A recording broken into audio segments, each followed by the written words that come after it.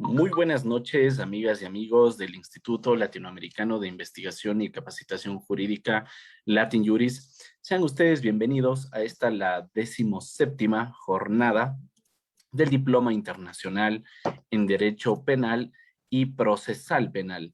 En esta sesión tendremos la participación del doctor Alejandro Sánchez, quien nos acompaña desde Colombia, y también del doctor Javier de la Cadena de la República del Ecuador. El tema que abordará el doctor Alejandro Sánchez se denomina concusión. A continuación me permito presentarles a ustedes a nuestro primer expositor, el doctor Alejandro Sánchez. Es doctor en Derecho, abogado en el libre ejercicio de la profesión, conjuez de la Corte Suprema de Justicia de Colombia y además es profesor universitario. Como lo señalaba hace un momento, el tema que abordará el profesor Sánchez es el delito de concusión. Estimado doctor, muy buenas noches, bienvenido, lo escuchamos. Hola a todos, ¿cómo están? Un saludo muy especial. No sé si tú me explicarás, Damián, si están dirigidos a un sector especial de Ecuador o a una provincia particular o es nacional. Bueno, este programa en general está dirigido al público latinoamericano. Estamos haciendo un abordaje de tanto de la parte general del derecho penal. Ahora estamos viendo parte especial y pues haciendo un análisis en general de delitos en perspectiva de derecho comparado, ¿no? Tenemos O sea gente que los de Ecuador. participantes que tenemos aquí, los que nos acompañan, son de diferentes países. ¿O Sí, estoy de equivocado? Ecuador, México, Guatemala, Colombia, de toda América Latina, ¿no? De Bolivia y muchas personas también.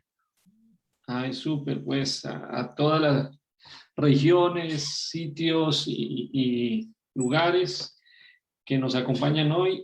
Un saludo muy especial, como lo dijo Damián, mi nombre es Alejandro Sánchez, yo soy abogado de la Universidad Pública de Nariño, con un doctorado en Derecho en la Universidad Externado, también en Colombia. Trabajé un tiempito como profesional especializado en la Corte Suprema de Justicia.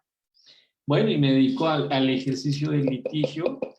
Eh, la charla más o menos dura unos 45 minutos, Damián, ¿sí? Sí, sí. Entonces, bueno, primero que todo a los amigos de Ecuador que me invitaron, un abrazo especial. Cuando Damián me invitó le dije, pues hombre, yo conviví en mi época universitaria en Bogotá cuando estaba haciendo el doctorado y trabajé en la corte con dos ecuatorianos, una persona de Riobamba y otra de Guayaquil, y convivimos bastantes años o un buen tiempo y eso me ayudó a conocer un poco más y a querer mucho esa región tan hermana y tan nuestra, ¿no? Y a todos los demás de todos los países, Bolivia, que he tenido oportunidad de visitar, y todos los demás, México, que me encanta, y todo en general, creo que nos identifica que cuando vamos a otro país, a Europa o a Estados Unidos, somos los mismos, somos iguales. Y estamos aquí entre los mismos y estamos entre iguales, y qué rico compartir con ustedes este tema que hoy me trae, que es un tema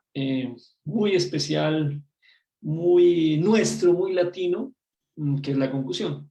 Entonces, Damián, si me permites compartir pantalla, a ver si puedo hacer el milagro y nada extraordinario en las dioses de la tecnología ocurre y yo logro compartir pantalla. Perfecto, doctor. Adelante. Entonces, a ver, vamos a intentar si esto nos funciona. Aquí está. Bueno, pregunta obligada. ¿Están viendo ahí mi pantalla, chicos? Sí, lo vemos. Entonces voy a ver si la puedo ampliar para... A ver. Ahí están viendo la completa. Están viendo la más grandecita, Damián. Sí, bueno, en la parte inferior derecha sabe aparecer como una pantalla para proyectarla completa. O sea, sí se logra ver, pero en la parte izquierda está, ahí está, ya. ¿Listo? Sí, Bueno, correcto. súper. Bueno, recuerdo mi nombre, Alejandro Sánchez. Espero pues que termine esta charla y al menos un grato recuerdo puedan llevarse de mí.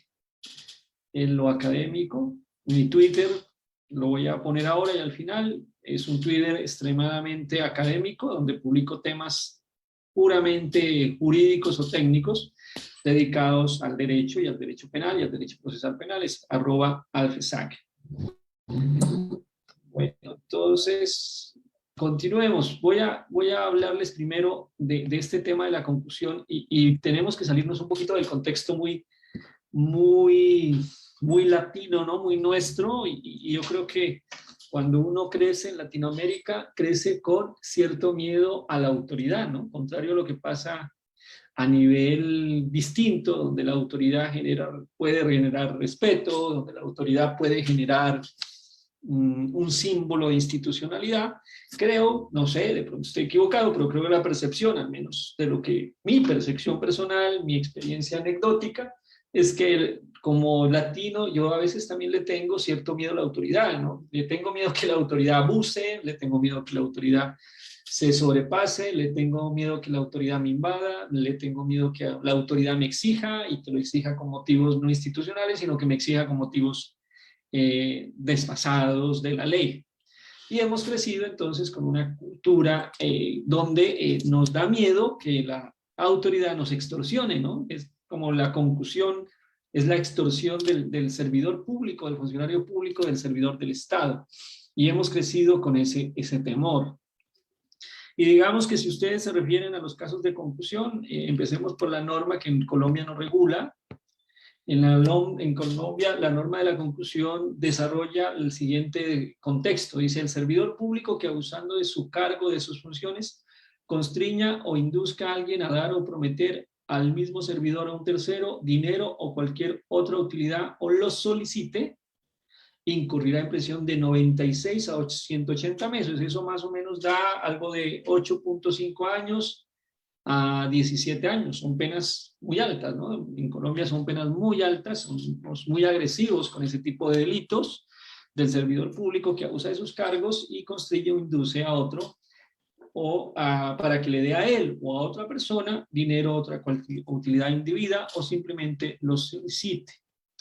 Y aquí vamos a empezar. Entonces, si uno se pone a pensar en los casos típicos de concusión, pues se imagina el caso típico del policía que aborda, por ejemplo, el agente de tránsito, como lo llaman en cada país, el guardia de tránsito, que aborda un carro y observa que no están cumpliendo con las normas reglamentarias de tránsito y le dice al señor, en dos formas viables, le dice, mira, te soluciono esto, pero pues necesito para la Coca-Cola, para una propina, ayúdame con algo.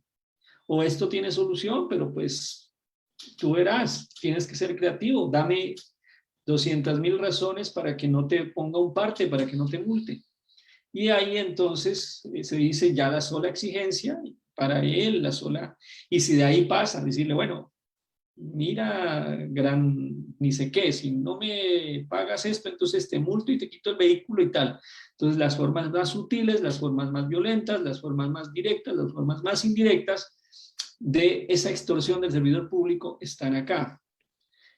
Pero digamos que como siempre el derecho penal supera la realidad, es decir, esas normas que el legislador ha contemplado en diferentes ámbitos no necesariamente tienen que ser así expresamente, es decir, los casos típicos de manual no solamente suelen suceder en el manual y uno no los vuelve a veces a encontrar en la realidad, pues hay casos muy diferentes y muy diversos que se presentan y que generan la discusión. Entonces, ¿qué lo voy a hacer yo? Voy a hablarles en estos 45 minutos de un caso que resolvió la Corte Suprema Colombiana y al final, si ustedes gustan, me dicen cómo les pareció la solución de ese caso. Pero adicionalmente vamos a intentar aplicar ese caso a otras alternativas propias que pueden suceder en la vida real. Y ustedes me dirán, bueno, ¿ese caso es una concusión o no es una concusión? ¿Ese caso sí es un abuso, una extorsión de un funcionario público? No lo es. Y miren este caso que pasó y que tuvo que resolver la Corte Suprema de Justicia en Colombia.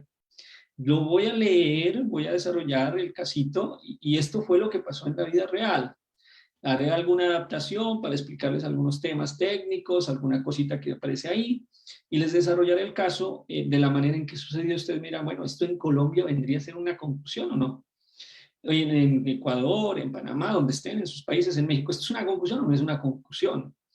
Y así empieza el caso, ¿no? Entonces dice, miren, un señor Sidulfo Hernández Toro, que obraba como representante apoderado especial de un banco de Bogotá, un banco cualquiera con sede en otra ciudad, póngale representante de un banco, denunció ante la fiscalía acá nuestro Ministerio Público, nuestro órgano acusador, nuestro ente de persecución, el que se encarga de investigar y acusar, varios hechos irregulares que se suscitaron a raíz de la reclamación que a dicha entidad hiciera un ciudadano Marcos Evangelista Martínez Muñoz por unas anomalías en la constitución, emisión, redención y renovación de varios CDTs que involucran una suma superior, lo voy a poner en dólares, una suma superior a $50,000.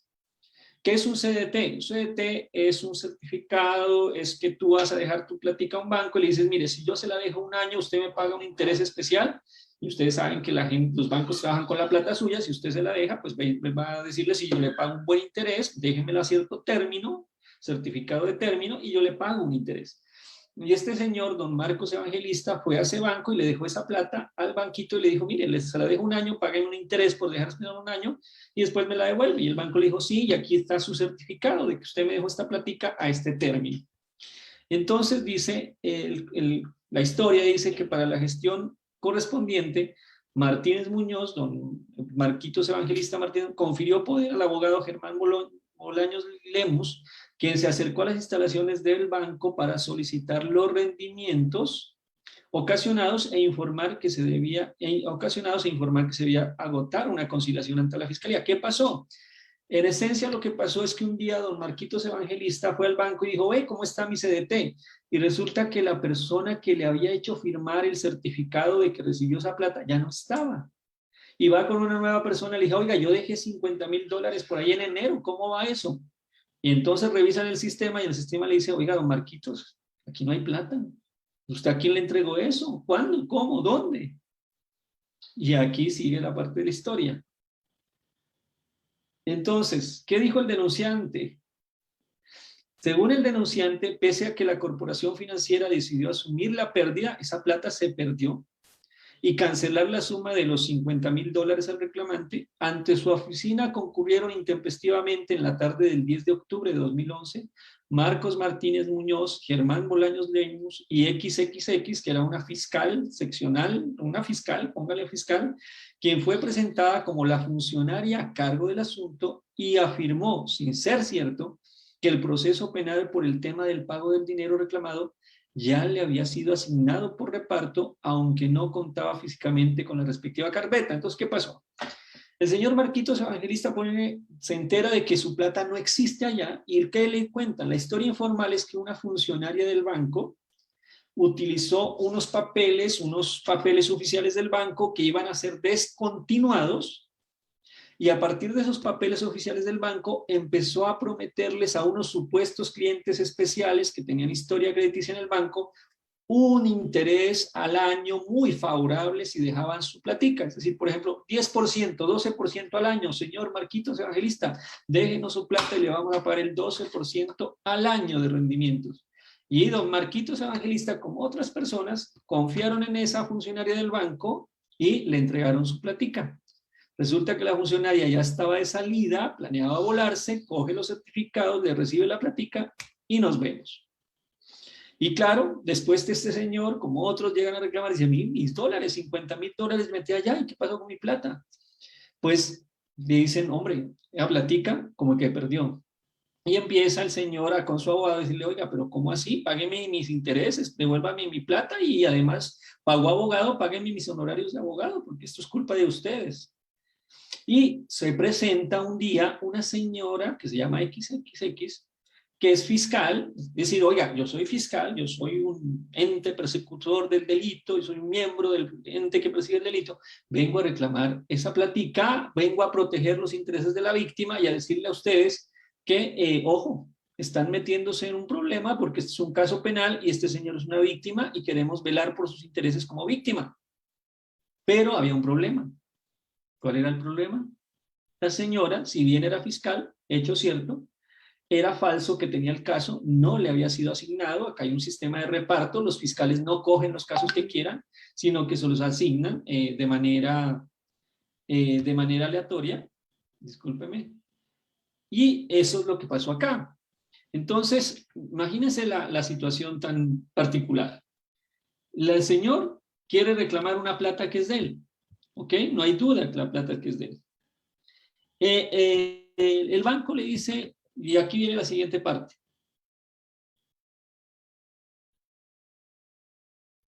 Y aquí viene la siguiente parte. Dijo el quejoso, es decir, el señor que puso la queja, que la fiscal XXX, aduciendo velar por los intereses de la víctima, pidió reconocer el valor acordado, así como los perjuicios sufridos y los honorarios profesionales de Bolaños Lemus, que para el caso ascendían a la cantidad de $7,000, pónganle ustedes. Asimismo, deprecó que se reconociera la tasa ilícitamente plasmada en las fotocopias de los CDTs exhibidos por él. Les dijo, oiga, a mí en este documento de una funcionaria que era suya y con papel oficial me dijeron que 12% al año, me dan mi 12% al año.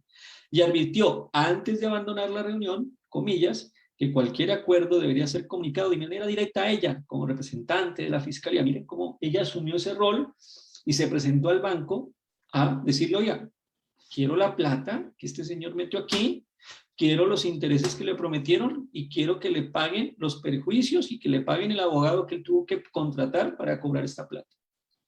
Bueno, hasta ahí creo que vamos bien con el cuentico. Bueno, ya les referí cómo es la legislación colombiana. En esencia, castiga al servidor público que abuse de su cargo o de sus funciones para construir o inducir, obtener algo, simplemente obtenerlo, o que le prometan algo a él o a otra persona, dinero, otra utilidad, o lo solicite y incurrirá en una prisión. Tal. Vamos a ver cómo eso cambia. Bueno, pero ¿cuál es la diferencia entre cargo y función, no? La primera situación es, según la norma colombiana, el tema es si abusa de su cargo o de su función. Y por cargo y función se entienden dos cosas distintas. ¿Qué es el cargo? Primero, ¿cuál sería el cargo? El cargo pues es el que te designan a ti, ¿no? Yo soy el cargo, ¿cuál es mi cargo? Un policía. Bueno, ¿cuáles son tus funciones? Ah, no, mis funciones son velar por la ley y el orden, velar por la tranquilidad pública, tranquilidad social, proteger al ciudadano en su tranquilidad, en su pasividad, en el ejercicio de sus derechos. Esas son las funciones de la policía.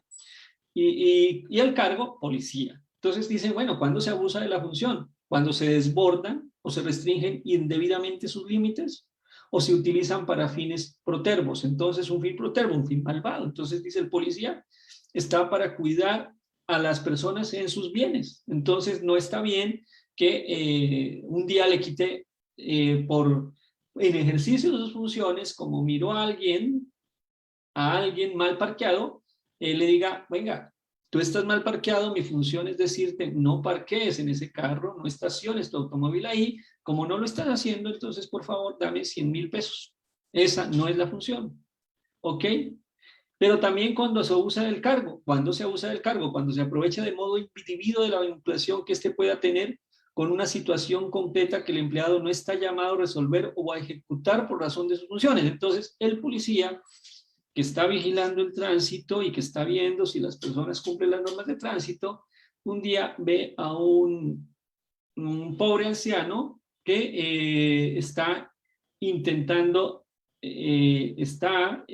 por sus necesidades fisiológicas, tiene que pedir o tiene que pedir una autorización, un permiso para acceder a un espacio público con el fin de hacer sus necesidades fisiológicas. Y él le dice, hombre, ¿qué es lo que tú necesitas? No, necesito que me presten un baño, en pocas palabras. Y él le dice, mira, está bien, yo te voy a permitir que uses el baño de la estación de la policía y por eso, pero esto está prohibido, entonces págame 100,000 pesos o $10. Entonces el tipo le paga $10, entonces dice, venga, su función no es estar permitiendo el acceso al baño, eso no está dentro de sus funciones. Y al hacer eso, es decir, al hacer el ejercicio de esas funciones arbitrarias, de hacer una gestión de cobro por ingresar a una persona para que prestarle el baño y cobrarle por eso, usted cede sus funciones y también hace parte de lo que puede ser el contexto del delito, es decir, abusar del cargo o de las funciones. Abusar del cargo cuando haces cosas que no tienes que hacer por tu cargo, o abusar de las funciones cuando haces demasiado o haces menos de lo que te piden las funciones. Digamos, vamos a ver en este caso concreto qué está pasando. Bueno, y eso tiene una cosa importante, ¿no? Una cosa importante es que para que tengas la posibilidad de abusar del cargo y de las funciones, tienes que estar en condición de ejercer el cargo. Entonces, por ejemplo, acá al menos en Colombia, la doctrina y la jurisprudencia ha dicho, hombre, por ejemplo, ese mismo policía que haga lo mismo estando de vacaciones, no comete un delito de concusión, porque la concusión requiere que tú estés en ejercicio del cargo. Entonces, si el policía hace lo mismo estando en vacaciones, estando en licencia, estando suspendido, estando en permiso, actúa el ser humano sin la potestad del cargo, sin la dignidad del cargo, y en ese caso la conducta puede ser otra, puede ser una estafa, puede ser una extorsión, pero no es una concusión, porque la concusión tiene una relación directa con la función y el ejercicio de la función. Bueno, sigamos entonces. Y adicionalmente, acá se ha creado la doctrina de que para que exista concusión, ojo con esto, debe existir una cosa muy importante que se llama el metus publicae potestatis. Metus publicae potestatis. En pocas palabras, ¿qué significa eso? Lo desarrolla acá nuestra jurisprudencia y es, dice la Corte nuestra, dice que es indispensable la concurrencia de un elemento subjetivo predicable de la víctima, es decir, la víctima debe estar en un estado que es el metus publicae potestatis, que lleva a la víctima a rendirse a las pretensiones de la gente. Rendirse a las pretensiones de la gente. Se ve obligada a pagar o prometer el dinero o la utilidad indebidas por el temor del poder público. Entonces dice, mire, el ejercicio de la autoridad de la función pública genera una autoridad y la autoridad genera poder. Y el poder, pues para que pueda ejercer, necesita tener la posibilidad de que si lo desobedeces te sanciona. Cuando un funcionario público, abusando de sus cargos y sus funciones, hace uso indebido de ese poder, de esa autoridad, pues genera un metus publicae potestatis, es decir, un miedo a la majestad de la potestad, a la majestad de lo público. Y ese miedo a la majestad del poder público tiene que estar presente en la situación para que podamos hablar, esto es concusión. Bueno, vamos a ver eso en los casitos que vamos a analizar posteriormente. O en este caso también. Y de tal manera también aclara que aquí pasan unas situaciones particulares. Dice, pero si el miedo tiene que ser idóneo. Porque si la víctima no comprende de qué es lo que se está hablando, no posee otra alternativa, el miedo, perdón si leo la cita para hacer precisos, dice, si el miedo utilizado no es idóneo por cuanto la víctima no comprende fácilmente que no posee otra alternativa diferente a ceder a la ilegal acción o asumir los prejuicios nacidos de su negativa, el delito no alcanza su configuración. Y aquí es importante, ¿no? Entonces, el mismo caso del policía. El policía se acerca a un policía colombiano, ecuatoriano, mexicano, se acerca a un extranjero, a una persona proveniente de Estados Unidos, que no tiene ni idea de qué carajos le van a hablar cuando le empiezan a hacer las sugerencias extorsionistas, ¿no? o de concusionistas. Y entonces el policía se le acerca y le dice, señor, disculpe, señor, pero usted violó esta norma de tránsito porque se cruzó esto y aquí no se puede cruzar, sino que hay que girar a la derecha y usted giró a la izquierda. Y entonces le dice, bueno, pero esto tiene alternativas. Y el señor ahí se queda y dice, ah, bueno, ¿qué alternativas? Dime. Sí, pues se soluciona con 200.000 razones. ¿200.000 razones? No, yo no tengo 200.000 razones, no entiendo.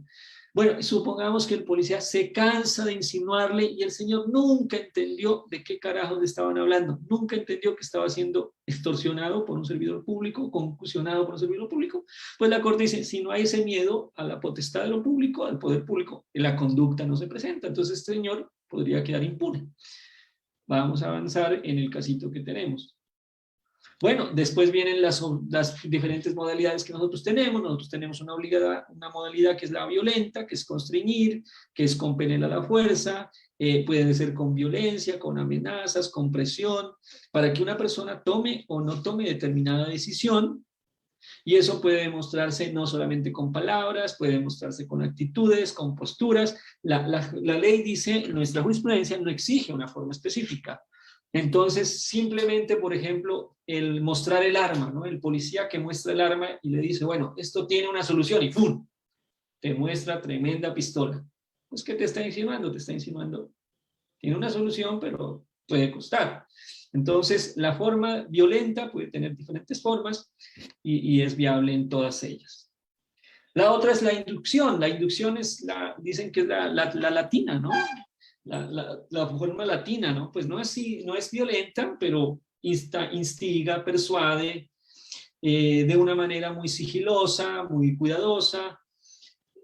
Entonces es sutil, el sujeto, pero al final el sujeto se siente intimidado, porque al final el sujeto entiende que por más sutil que sea, por eso esa de, pues tengo 200.000 razones para multarte y ojalá tú tengas 500.000 para convencerme. Bueno, la gente sabe que las consecuencias de no hacerlo serán nefastas, pueden ser contrarias, tendrá que pasar por algunos problemas si no lo hace, ¿no? Entonces, es un medio sutil, muy sigiloso, de pronto muy a lo latino, muy vivo, ¿no? Y también está dentro de nuestro desarrollo. ¿Y qué más ha dicho la jurisprudencia? ¿Y toca conseguir lo pedido? En Colombia, desde su estructuración dogmática, no es necesario conseguir lo pedido. Simplemente la mera exigencia. Entonces yo te grabé a ti insinuándome de manera violenta o de manera sutil que para no multarme o para dejarme ir y no tenerme ahí 3 horas esperando una grúa, sería mejor que te diera $100. Ah, bueno, no necesitaste conseguir lo que pretendías, yo te grabé en mi celular y ahí me estás exigiendo, basta con la mera manifestación del acto de constreñir y inducir para que la conducta se genere. ¿Ok? Ese es nuestro desarrollo jurisprudencial. Y otra cosa importante, bueno, y un punto, ¿qué se debe prometer? Entonces, ¿qué es lo que quiere la promesa? La promesa puede estar representada de varias formas. Puede ser una entrega de dinero, puede ser una entrega de cualquier utilidad. La promesa puede decir, mira, entonces no me multes, te doy 100.000 pesos, válido. Pero la otra puede decir, mira, no me multes y resulta que me acabo de acordar de tu rostro y yo tengo una constancia en tu hoja de vida que te perjudica y yo trabajo en recursos humanos. Entonces lo que te voy a prometer es que tú no me multas y yo quito esa constancia de tu hoja de vida y liberamos esto. Cualquier modalidad de promesa o para obtener ese beneficio futuro, vale. La utilidad puede ser dinero, puede ser asuntos de interés personal, familiar, lo que sea, ¿no? Puede ser el puesto en un concierto, 1000 formas que es lo que yo quiero conseguir. Entonces la parte del objeto también es variable. Aquí otro punto interesante, y el destinatario de la promesa. El destinatario de la promesa puede ser yo, es decir, el policía, o puede decirle, mire, yo trabajo aquí, yo soy el policía, pero esa tienda de la esquina, ve ese local, ve ese sitio, allá trabaja mi esposa. Sería muy bueno que vayas y le compres unos regalos para tus niños, ¿sí? No pasa nada, pero yo no te multo, pero cómprale al señor unos regalos compre por favor, mi señora vende regalos para niños y yo veo que usted es un hombre que parece casado, que tiene una familia, yo no lo multo, pero hágame el favor y le va a comprar unos 5 regalos a mi esposa que vive allá. Entonces la promesa puede ir dirigida a ti o la utilidad o lo que quieres obtener puede estar dirigido a ti o a un tercero. ¿Y el bien jurídico que protege? Pues el bien jurídico que protege tiene que ver con algo que es importante frente a la administración pública, ¿no?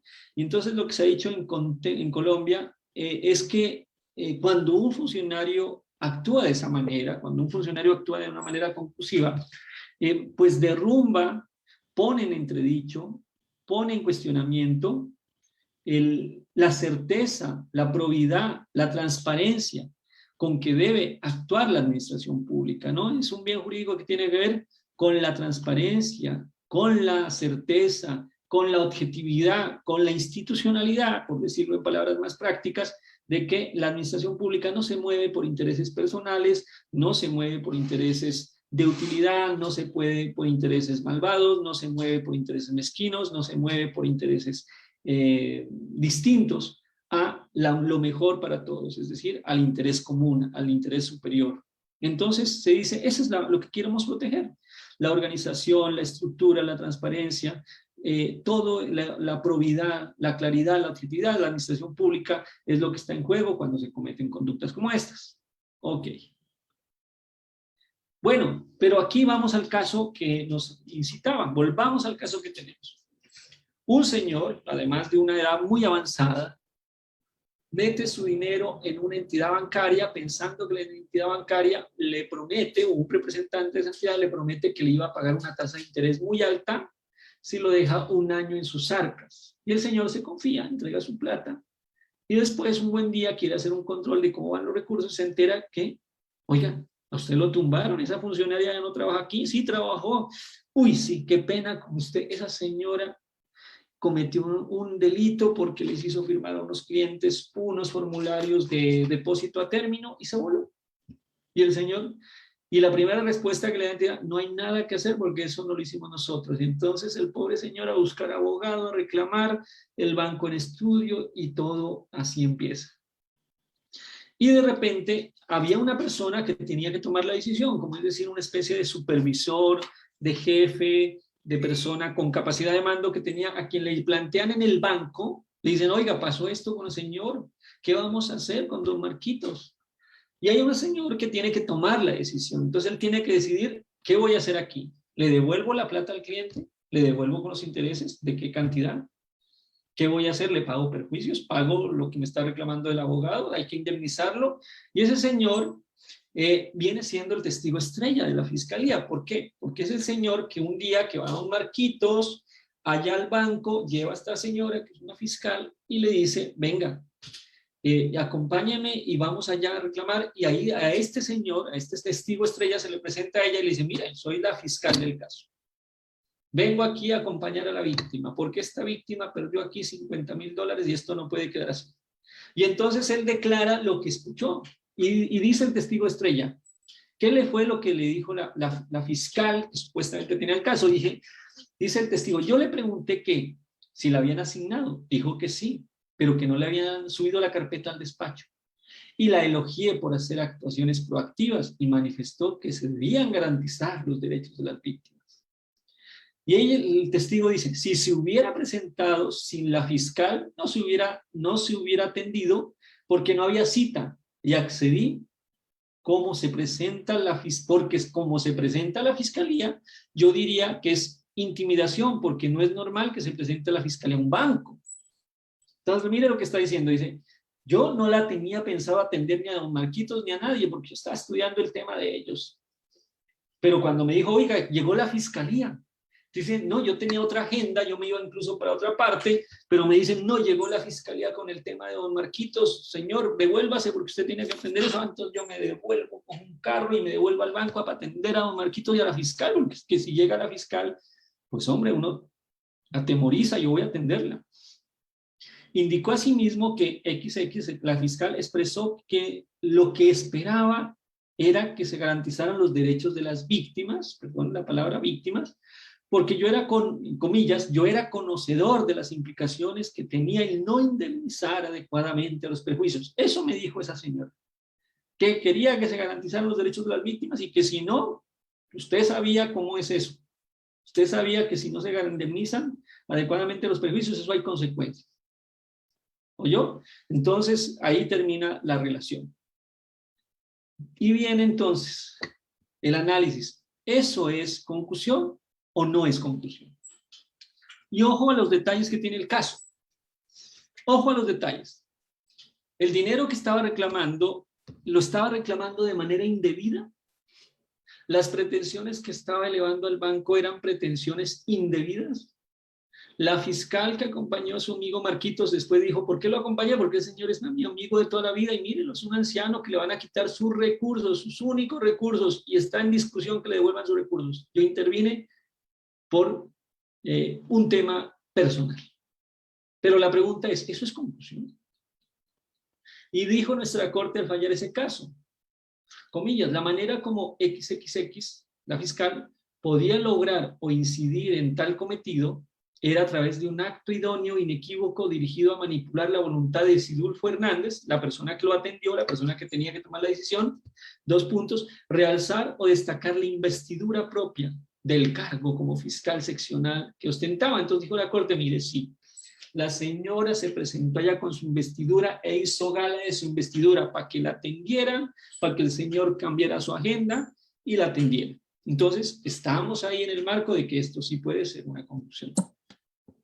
Siguiente, dice, bueno, y también dice la corte, lo engaña al afirmar ser quien tiene a su cargo una investigación penal por delito presuntamente cometido por una de sus empleadas, resalta las virtudes y bondades de la víctima que la acompaña y respecto de quien resalta su amistad, es decir, reconoce que la víctima, la que tiene la víctima, y ella decía, yo tengo el caso de este señor, oiga, y para coincidencia, el señor es mi amigo, y lo conozco, y es un señor que es de una gran moralidad y puede perder su plática.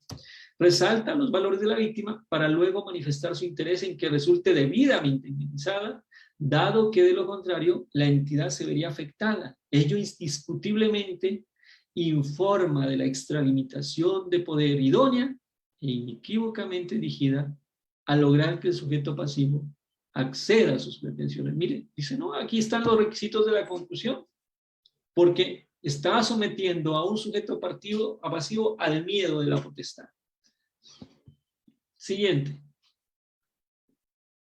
¿Y dónde está el miedo? Buena pregunta, ¿dónde está el miedo? Dice la corte, dice, es el mismo Sidulfo Hernández, la persona que atendió al señor en el banco y atendió a la fiscal en el banco, quien respalda las conclusiones a las que arriba la sala, en efecto. Narró cómo suspendió las actividades que adelantaba para responder el llamado de Marcos Evangelista, XXX, la fiscal, y el abogado Germán Bolaños, únicamente por la consideración que se le intimidaba, de que se le intimaba acudir al llamado de la fiscal encargada del caso. Mire, ahí está el miedo. Creo que José tiene el micrófono abierto. Sí, ya lo solucionamos. Gracias. Qué pena. Y además, bueno, pero aquí hay un cuestionamiento y seguramente usted se van a preguntar y dice, bueno, pero es que al fin y al cabo la concusión no es para obtener algo indebido, y cuando el funcionario público lo que hace es una gestión para obtener algo debido o algo justo, ¿eso es concusión? Y la Corte hace un análisis que se los quiero compartir y les preguntaré, ¿ustedes están de acuerdo con la Corte Suprema Colombiana? Dice, las exigencias no eran debidas. ¿Y por qué? Dice, que en el ámbito civil el banco seguramente sería llamado a responder por el hecho de su empleada conforme a la normatividad invocada por el tribunal. Esto fue porque la Corte falló ya en segunda instancia. El tribunal había absuelto a esta fiscal. Pero no sobra recordar, dice la Corte, la responsabilidad se predica de manera individual y en ese orden no podía afirmarse válidamente que el banco estaba en la obligación de responder por el pacto no autorizado de Anabel y Valencia acerca de la tasa de interés, menos aún cuando para ese momento ni siquiera había sido declarada penalmente responsable. Entonces dice la Corte, mira, es que una cosa es lo civil y otra cosa es lo penal, y en el penal el banco no tenía por qué responder. Bueno, pero ustedes se preguntarán, en Colombia hay un sistema donde tú reclamas lo civil dentro del proceso penal, es un incidente. Una vez demostrado, o incluso sin demostrar, ya lo puedes vincular, que una persona, un tercero, debe responder por las conductas de otro a nivel civil, tú lo vinculas al proceso penal. Pero la Corte dice, no, eso aquí no se estaba discutiendo, acá era en un tema civil y el tema penal no tiene que ver con eso, pero bueno, les doy esa acotación de que en Colombia sí se puede manejar lo civil dentro de lo penal. Y sigamos con el caso. Y entonces la pregunta es, ¿cómo así? ¿Entonces el banco no debía responder? Y la respuesta de la Corte dice, cabe destacar, el banco como ente abstracto no es investigado, ni puede ser condenado como responsable, si se atiende que la conducta, acorde con lo que se sabe, operó por parte de una empleada del mismo que engañó a la víctima y por ello se asume principal encargada de indemnizar. De indemnizar. Miren esto interesante. Dentro del proceso penal se repite los perjuicios causados. Dicen, no, pero aquí el banco, pues no, pero ¿cómo así? Y el banco no debe indemnizar en lo civil, en lo jurídico. Es decir, el banco, una de sus empleadas, se le roba 10.000 millones de dólares al Estado, pues suponiendo que era plata de Estado, entonces el banco dice, no, fue una empleada, no fui yo. Bueno, y entonces el criminal compliance, todas las obligaciones de las entidades privadas de responder por los actos de sus empleados, de no prestarse para delitos, de no prestarse para lavar dinero, de no prestarse para que sus empleados afecten la libre economía, la estabilidad económica y todo eso y todo lo demás, ¿en qué queda, no? Si el banco, pues, parece que sale de eso muy fácil. Elévenlo a cualquier otro contexto.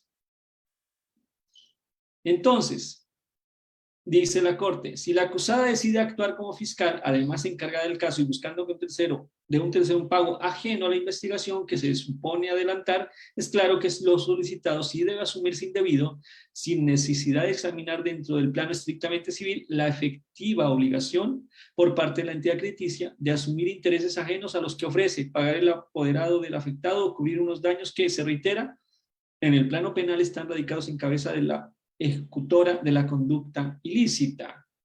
Volvemos al punto, ¿no? Entonces el punto es, bueno, dice, no, es que eso era un tema civil y acá en penal no teníamos ese problema, pero el tema es lo antijurídico, ¿no? Es un concepto de que, pues, si me dice el delito que para cometer concusión yo debo someter a alguien a una conducta indebida, ¿es indebida respecto a qué? ¿Indebida respecto a lo penal o indebida respecto a lo indebido? ¿No? Es una discusión global, es decir, indebido respecto al ordenamiento jurídico como tal, no solamente indebido en lo penal. Adicionalmente que hay dos elementos ahí. En el proceso penal se puede reclamar lo debido civilmente, en Colombia sí, pero además el concepto de lo debido, como no puede enmarcarse dentro de lo penal, uno dice, lo debido, lo indebido tiene que ser a partir de un panorama marco de lo jurídico, no solamente de lo chiquito de lo penal, sino de lo marco de lo jurídico. Sigamos con la Corte. Y conclusión, en este caso que les estoy comentando, la Corte Suprema revoca una sentencia en la que había declarado no culpable o absuelto a esta fiscal y en su lugar decide condenarla. Y dice, no, esto sí es concusión. Esto sí es concusión porque usted sometió al señor del banco al miedo de la potestad, de la autoridad, exigiéndole algo indebido porque era indebido, porque en el proceso penal eso no estaba, ni se estaba cobrando, y menos se le estaba cobrando al banco. Bueno, vamos a ver cómo vamos de tiempo. Yo creo que vamos bien para ver si genera una pequeña discusión con ustedes. Y entonces sigue la siguiente caso. Caso 1, les voy a poner unas variantes. Así se resolvió este caso en la Corte. Ahora les voy a proponer, qué pena, ¿siguen viendo mi pantalla? ¿Sí? ¿O se me cayó? Sí, la vemos. Bueno, perfecto. Entonces la pregunta del primer caso, bueno, vamos a este caso del banco, pero con una variante. Supongamos que el banco no tiene certeza de quién fue el funcionario del banco que cometió el fraude, es decir, que tumbó a don Marquitos, que le robó su plata. Y después se descubre que el funcionario es el mismo Sidulfo, es decir, la persona con quien estableció contacto la fiscal. Supongamos que la fiscal estableció contacto directo y después se llega a descubrir con don Sidulfo, y don Sidulfo era el del fraude, era el determinador del fraude porque él trabajaba de la mano con la señora para tumbarse la plata. Y la pregunta es, a pesar de esa variante, de esas circunstancias, es decir, el miedo a la potestad punitiva estaba dirigido a quien sí cometió un acto indebido porque estábamos hablando directamente con quien había hurtado los dineros de la víctima, es decir, Sidulfo en este hipotético caso para fines académicos, era quien sí tomó la plata de este señor. ¿Eso cambiaba en algo la conclusión? Ahora eso volvería el acto de indebido a debido. ¿Por qué? Porque sí estábamos tratando directamente con quien se robó los recursos. Y analicemos otro caso. Siguiente caso o siguiente variable. Vamos a, entonces, ojo a la percepción, ¿no? La percepción es, No importa desde el plano macro si lo que estás pidiendo es debido o indebido. En dado caso, lo importante es que estás abusando de la potestad, de la majestad, de la objetividad, de la neutralidad de la función pública. Supongamos este caso, muchachos y muchachas. Un policía sale al balcón de su apartamento y escucha a sus vecinos discutiendo y la vecina le dice a su esposo: libera a ese muchacho porque te vas a meter en problema. El policía, que es muy astuto, muy ágil, escucha la conversación y relaciona la conversación con un caso sonado de secuestro actual, es decir, vigente, que está muy sonado, y al día siguiente, sin estar asignado al caso, sin tener el caso, sin ser investigador de ese caso ni estar investigándolo, aborda con tono de autoridad a su vecina en los pasillos del edificio y le indica que es el investigador asignado y que la investigación apunta a ella, que le conviene hablar y que evite las consecuencias. Es decir, la toma en el pasillo y le dice: venga, le voy a decir ya, aquí estamos siguiendo estos rastros, le conviene hablar, le abordo, y estamos aquí, si no, usted no lo hace, en este momento yo la capturo y la detengo. Deme y dígame la verdad y no procederé con esa forma. ¿Ok? Entonces, si uno toma esa variante, bueno, al final, vamos a decir, ¿es concusión o no? Vamos a ver dos variantes distintas. Supongamos, uno, que sí se trataba del secuestro y que con la información se logra la libertad del muchacho.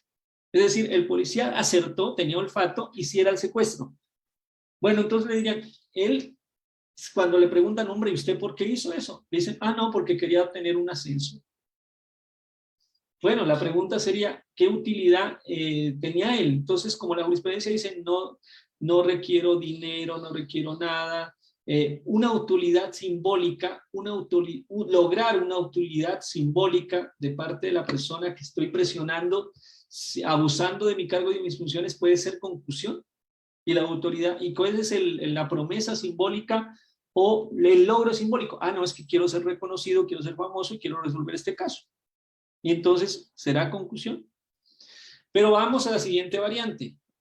No se trataba del secuestro, realmente se trataba de un muchacho que trabajaba demasiado en la fábrica del vecino y este muchacho le había pedido un permiso al esposo de la vecina y la vecina estaba intercediendo por ella, es decir, nunca hubo un secuestro y al día siguiente la señora, entonces dice: ¿usted qué le pasa? ¿Por qué me viene a encuellar? ¿Por qué me viene a amenazar? ¿Y en virtud de qué función, de qué autoridad? ¿Sabe qué? Mañana lo voy a denunciar por concusión, porque usted está haciendo una extorsión y pidiéndome a mí cosas que no debo hacer. Bueno, de pronto el caso se resolvería si usted le dice: no, pues es que él no estaba intentando ni obtener ninguna utilidad indebida. Él estaba intentando buscar una solución o actuó con un dolo diferente a obtener una utilidad indebida. Pero recuerden que en nuestro caso, la señora fiscal que acompañó a su amiguito al banco tampoco quería una utilidad indebida desde lo macro, ¿no? Desde lo jurídico, indebida desde lo antijurídico normativo integral, no desde lo jurídico penal. Tampoco acá el señor policía quería una utilidad indebida. Entonces la pregunta sería: ¿cabe o no cabe dentro del tema de la concusión? Y vamos con otro caso. Supongan este caso.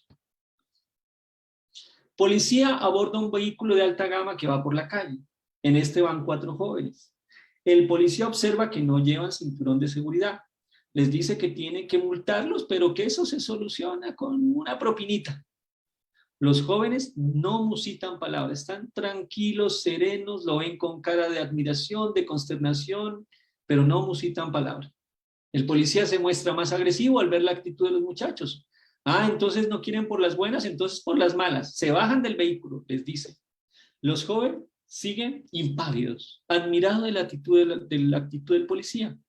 De repente los jóvenes, como en una película, en silencio van sacando tremendas armas y tremendas ametralladoras y rifles y pistolas y bazucas y todo, y le apuntan al policía. Somos la banda de la terraza. Somos de la banda de la terraza.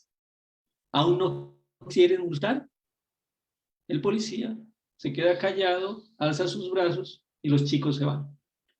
Eso queda grabado en cámaras y después identifican el carro, detienen a los muchachos y detienen al policía. La pregunta es: ¿el policía incurre en concusión?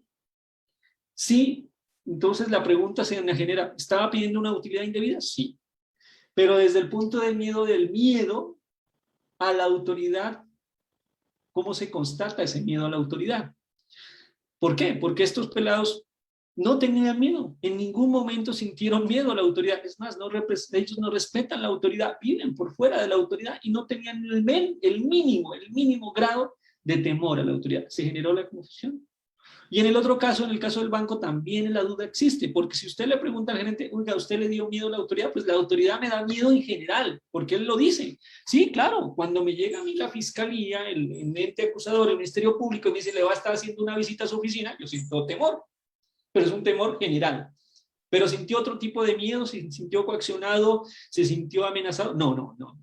El miedo a la autoridad normal.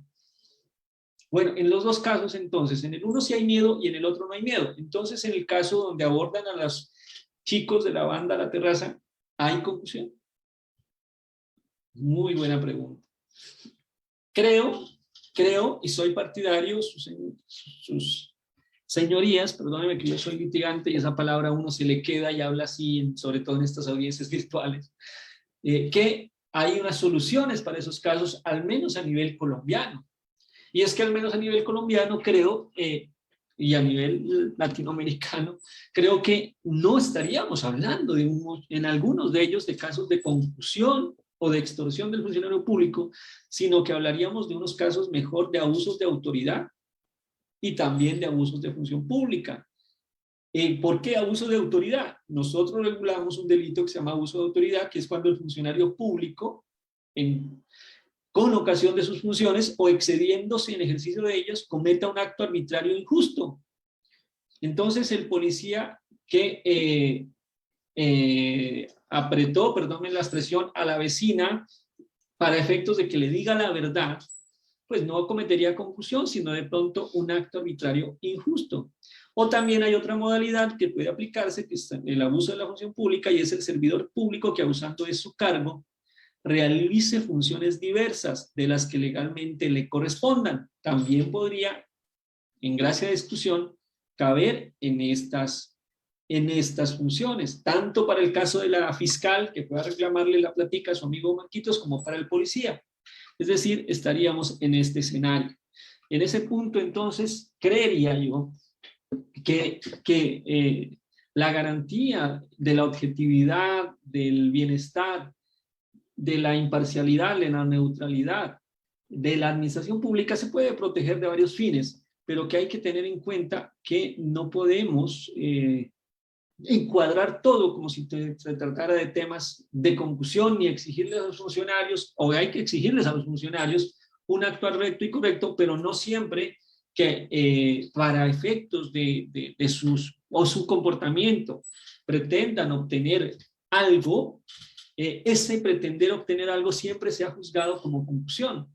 Puede ser también que en algunos casos abusen de autoridad, abusen de la función, y en ese tipo de eventos no es la concusión por las penas tan altas que tiene y las consecuencias tan agresivas que tiene la solución a estos casos límite y a este caso que está en la Corte Suprema de Justicia colombiana. Anotaciones finales. Puede pasar mil cosas, ¿no? Nosotros tenemos una discusión. ¿Es o no concusión aquel evento donde usted actúa y cumple todas las perspectivas de la ley, pero la promesa o el regalo lo recibe después? ¿Ok? Entonces, oiga, venga, no me multe. No, pues que te tengo que multar porque finalmente violaste la ley, pero el policía no le pide nada y usted le hace una carita, le dice no me multe, y después el policía, ¿sabes qué? No te voy a multar. Pero no pasó nada más, no hubo una insinuación. Y el muchacho después de que dice, no me vas a multar, gracias, toma aquí 50,000 pesos de regalo mío. Se ha discutido mucho en Colombia y creo que además de doctrina nacional, eso es concusión cuando el pago, la promesa o la dádiva viene después sin ninguna necesidad de insinuación violenta o de cualquier tipo. También entramos en ese panorama. Bueno, Damián, esa es la exposición que quería darles ahora a ustedes, y si hay algún comentario, alguna pregunta, aquí estoy, claro que sí. Muy bien, estimado doctor, muchísimas gracias por su ponencia. Aquí está su cuenta de Twitter. Yo precisamente porque lo sigo en Twitter es que supe de generar precisamente esta invitación y enhorabuena porque se ha sido una ponencia muy clara y sobre todo porque también nos invita a la reflexión a partir de estos escenarios que ha propuesto. Bueno, por aquí en redes sociales, les recuerdo a las personas que están en Zoom que si quisieran realizar una pregunta, por favor, levanten su mano. Pero aquí en redes sociales tenía una pregunta, ya la perdí exactamente de la persona a quien se fue en la medida que van subiendo los comentarios, pero más o menos decía esta pregunta que para probar la concusión, si es o no válido que las personas que están frente a la gente de tránsito, por ejemplo, pueda grabarle de manera directa a la gente de tránsito y si es que esa grabación sería considerada como una prueba válida para demostrar que en efecto ocurrió este delito.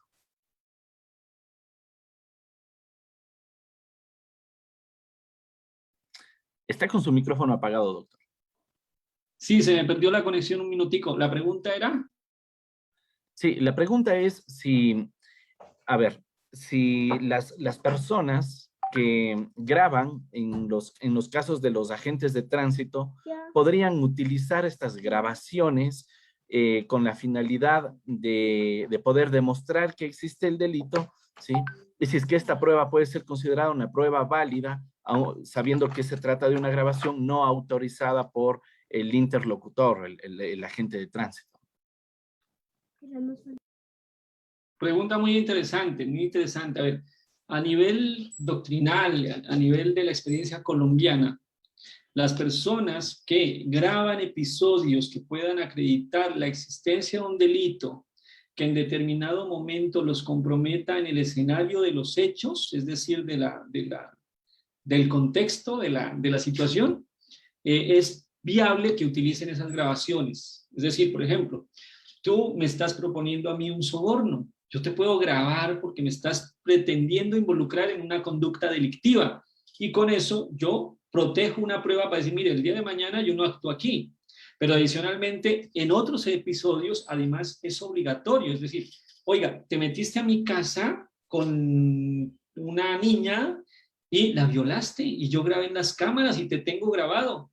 Yo tengo, además, no solamente que, aunque no me concerniría a mí porque tú no eres nada para mí, la niña nada para mí, pero en casos de menores, de víctimas menores, de niños, yo tengo el deber, porque si no también incurro en un delito de omisión, de poner eso en conocimiento y de poner esas cámaras en conocimiento. Lo que no se ha permitido aquí en Colombia es que los particulares graben pruebas para comprobar delitos en los cuales ni les piden intervenir ni han intervenido. Es decir, por ejemplo, tú te pones de investigador a saber si tu vecino cometió o no cometió un acto de corrupción con un cantón. Y te pusiste de investigador para preguntarle y a grabarle, ve, ¿y vos sí te robaste esa plata? Y el tipo, sí, claro, yo me robé $1 millón de ese cantón, claro que sí. Y vos grabas eso y dices, oiga, tengo una prueba, voy a la fiscalía, aquí está la prueba. Y vas allá y le dicen, no, hombre, usted grabó una conversación privada que no lo involucraba ni involucra intereses superiores como los niños, personas de especial protección, no. Entonces, esa grabación suya de investigador privado no funciona. Entonces, la respuesta es, sí es permitido, pero en esos escenarios, ¿ok? Muy puntuales. Ok, muy bien, estimado doctor. Muchísimas gracias, muy interesante lo que nos comenta. La verdad, pues podría decir que por aquí en el Ecuador hace falta todavía mucho desarrollo en ese aspecto de los elementos probatorios, dado el ejemplo que se proponía. Estimado doctor, en virtud del tiempo, pues le agradezco una vez más su compañía, le cedo la palabra para que pudiera despedirse de esta audiencia, no sin antes, en nombre de Latin Juris, agradecerle por tan brillante participación. Hombre, muchísimas gracias a todos los que me escucharon. Gracias a ti, Damián, por la invitación. Nuevamente contigo, regresar a Ecuador, una tierra que quiero y admiro y respeto tanto, y con toda Latinoamérica, que como les digo, pasamos el charco y todos somos los mismos. Así que gracias por estar aquí, por escucharme, por darme este espacio. Nos vemos acá en Colombia, bienvenidos también, y vernos virtualmente, que esto nos ha permitido estar cada día más unidos, muchachos y muchachas, doctores, a todos, gracias, muy formales, gracias a todos. Muchísimas gracias igualmente, estimado doctor. Muy buenas noches. Ok, Chao.